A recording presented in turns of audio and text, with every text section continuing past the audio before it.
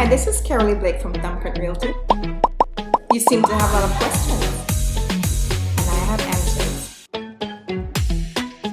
Rosalind and I were talking privately about the shift that we're seeing where more single women are buying homes than even single men. Absolutely. Mm-hmm. So what is happening where women are really stepping up as home buyers? I'm not really sure as far as, you're the expert, but from what I've seen, a lot of my clients who are homeowners, single mothers, a couple of kids, buying their own home and sitting down with me to talk about if something was to happen to me, I want to make sure that my kids can continue to live the way they are.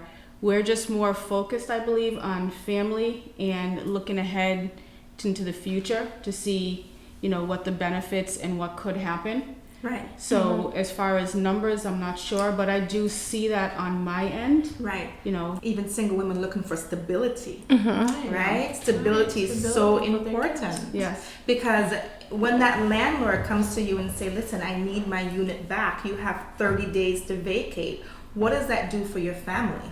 Exactly. Where you work, where your kids go to school, having to uproot your family within 30 days to find somewhere else. Mm-hmm. That doesn't create the stable environment that you'd want for your family. So let's talk about another advantage, fixed mortgage payment. I don't know whether you should really pursue at this point. So your payments are predictable, they're stable. Exactly. Yes. It's not based on the economy. Right. Yeah. No one is coming in to say, listen, I need you to pay an extra $50 or $100 this year. Oh, by the way, and next year there'll be another rent increase. You have stable payments. You know what you're going to pay every single month.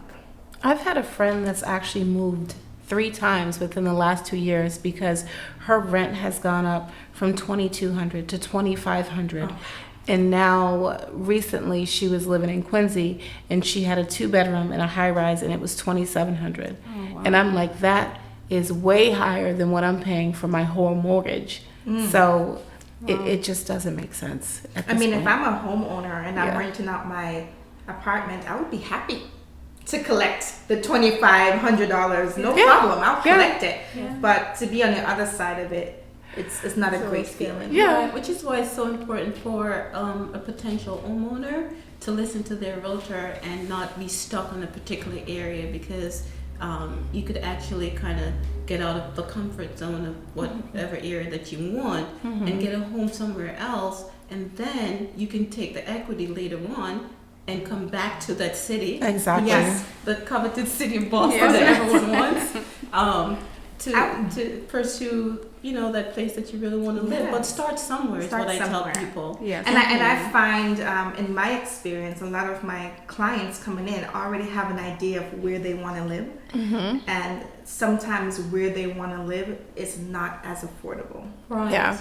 And being able to kind of open up a little bit and say, you know what, well, maybe I can't live here, but I'm open to living maybe 20 miles or 10 miles out. Later on, you can come back to that area that you really want to live in. Sometimes people, I think, have a stigma about some places, but when you take them to that place to, hey, just one city over, it's more affordable. Let me tell you a little bit about the city, Right. Talking about stigma. Let's talk about stigma. Yeah. There was a time when Boston was a place where people weren't rushing to move to. Exactly. Mm-hmm. And now, you'll be lucky. It's the most coveted place to live. So what does that say about foresight and really paying attention to emerging markets? Not just ruling out an area because of what it is now. Think about what it could be or what it will be. Absolutely. Yes. So tax deductions. What are some of the benefits from a tax perspective? Okay, some of the benefits from a tax perspective is you're able, as a homeowner, to write off your interest. You're able to also write off your taxes. Okay. And if you are a landlord, there's also benefits for you, because now you're basically a business owner, right? Because you're running a business, and so you have your vehicle that could be a write-off, travel expenses with your vehicle. you can actually set up an office space in your home and write off 25% of that mortgage towards your business. Okay. And a lot of people don't know that some of these legal tax benefits are there for them. Interesting. Yeah. Has anyone ever posed a question whether there's any benefit to paying off your house outright versus continuing to leave a monthly mortgage payment? There's been so much debate about. Right. So whether- here's what some people are doing, which I think is a great thing to do. If you can financially afford it later on after you purchase your home, you could actually refinance into a 15-year mortgage, right? You pay off your mortgage faster that way. That's one avenue. Another avenue is to, every month when you're making your regular payment, send in some extra funds towards your principal. Because most of your money up front goes towards your interest over a period of time.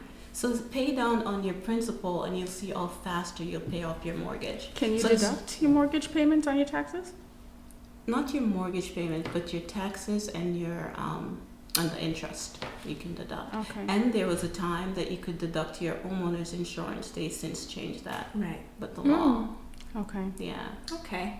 So, all right. So that's definitely a great advantage. So there's another advantage, right? Being able to customize your home.